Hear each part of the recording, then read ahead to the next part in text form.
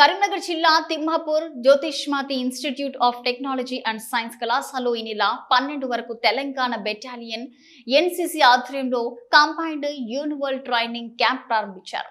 Commanding officer colonel A K Jayantha, administrative officer lieutenant colonel V Krishna పర్యవేక్షణలో నిర్వహించబడుతుంది.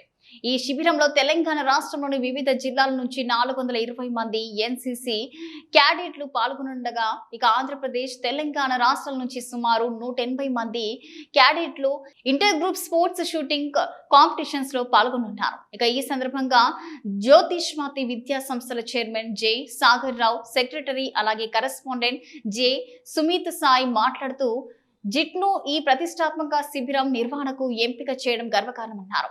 ఇటువంటి కార్యక్రమాలు యువతలో నాయకత్వ లక్షణాలు, క్రమశిక్షణ, దేశభక్తి మరియు సేవా భావాన్ని పెంపొందిస్తాయని కూడా తెలిపారు. Commanding officer colonel A K Jayanta మాట్లాడుతూ, నేటి విద్యార్థులకు భావి భారత ఉత్తమ పౌరులుగా తీర్చిదిద్దాలనేదే ఈ శిబిరం లక్ష్యమన్నారు.